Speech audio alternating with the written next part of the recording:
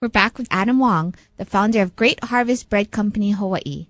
So all of your products that you sell have whole wheat or whole grain in them? No, not all of them.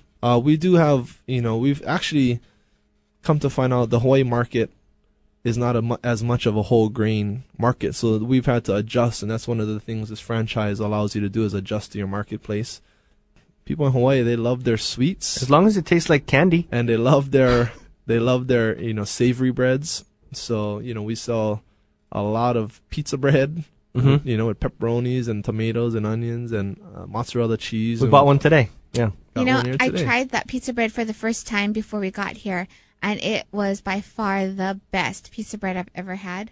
The ingredients are mixed in. When you bite into it, the cheese is warm and it melts in your mouth along with the pepperoni. The other typical pizza breads... Michael's drooling. The other typical pizza breads just have the ingredients sitting on the top, so you just eat the top layer and then that whole bottom of bread is thrown away. But your pizza bread is so unique, being that the ingredients are mixed in, and every bite you get a little spicy pepperoni as well as a nice melted cheese. You want to be on our commercial? I'm going to make some commercials. But look at their sample. The sample is like you could take 2 samples and sneak out and go make a sandwich. Right, and that's... Not that I would ever do that. That's why we bought the pizza bread today, because she asked me if I wanted to try the pizza bread. She said that was her favorite. I said, okay, I'll try it. And I asked her for a piece. She cut me this huge, almost 2 inches by 4 inch piece.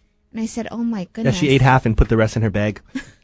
No. It's funny. Every day we have people that come in and don't buy a thing, and they just come in for the free slice. But that's part of our mission statement. I mean, our mission statement is to be loose and have fun, and that's kind of far more for the workers and for the people that come in.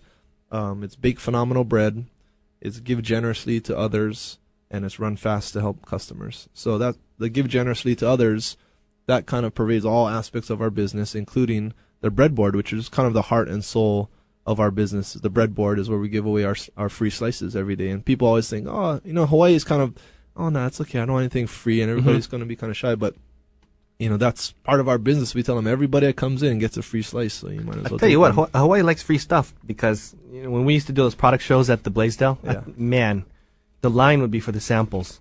That's where the line is at. But so if you're talking about free stuff that you're giving away, why don't we go into the community aspect of this and how your community and your investment in the community has paid off into your business? You give away free bread samples, and then what about the fundraising?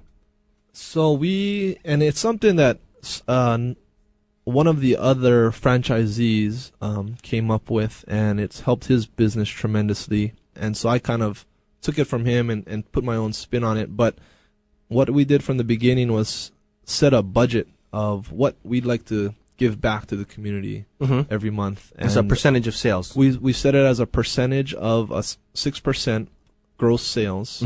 We'd like to be able to just give that back in product donation every month. And that's a lot, considering that, now your second location is the top in the nation. Yeah. So you have 2 locations. That is a substantial amount of of bread. So now I'm not meeting that goal, which it means I need to go out there and let people know that is what we're trying to do, so that they can come. What do they need to qualify to be given this free fundraising bread? They just need to be a non-profit organization. They have to have 501c3, or could it be like a soccer team or something? Soccer teams, anybody that just is not out to resell it and make money, essentially, or to give it away as a promotional event to make money at any point. Could you explain that a little bit more? So they just call you and they say they're trying to do a fundraising. Yeah, we actually have, it's all set up. We've done it so much that we kind of put a system into place where we have a donation request form.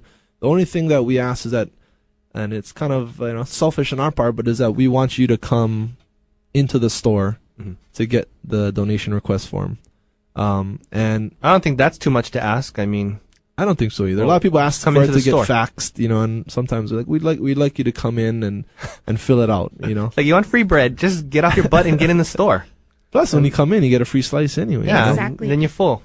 But you fill out the form, you just put all the pertinent info on it, the event, and then turn it in, and then within the week we'll fax it back to you, telling you when to come and pick up your bread, or cookies, or scones, or whatever it may be. Can you choose what you want, or do you just provide with product? No, you just tell us about the event, and then you can request certain things. But for the most part, we'll choose what fits your event best. A lot of times, if it's for, we did the Great Aloha Run, and you must have been a lot of bread. Like 15,000 cookies. But 15,000 cookies you gave away? Well, what happened was, we baked 5,000, and it took us 3 days, and we only had 3 days left.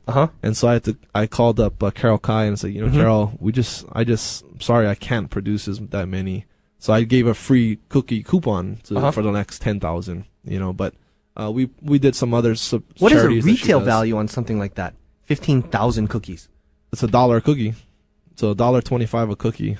So you're talking, upwards of $15,000. Well, your charity's getting up there, man. That month we met our budget. That gosh, month. That's for sure. 15,000 cookies. Being that your products don't have any preservatives into them, how long do these products last on your counter or in your bread chest? Our breads actually last. I've had breads last 2 weeks, 14 days. Sitting on the counter. Sitting on the counter, but we say 7 to 10 days. If it was my mom's house, it would be 3 weeks.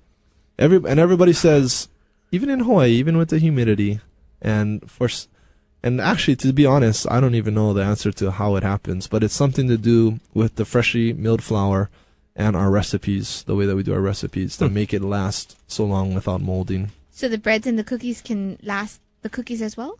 Oh, no, the cookies, if you don't eat them in a couple days, then, they're not going to be as good. Do you really think the cookies are going to last a couple weeks, especially if you have kids? Well, not that thing in is our gone house. in a day, Well, I would eat it before. The thing is, a lot of store-bought bread has a lot of air in it. That's why it's so light. If you pick up a loaf of their bread at the same size as the loaf of our bread, that's 24 ounces. Ours is 37 ounces. So what happens is when air gets into the bread, it oxidizes, and that's what kind of causes it to mold, and all the reactions take place. We take out most of the air in our bread. That's why it's real dense and heavy bread. Was it similar to bagels? Bagels are very dense. And I saw once on television that one bagel is equivalent to 5 slices of bread. It's similar, but it's not as chewy, I guess. When I think of bagels, I think chewy, but it's still light and fluffy like a bread. Thanks for tuning in. Stay tuned for more on Greater Good Radio.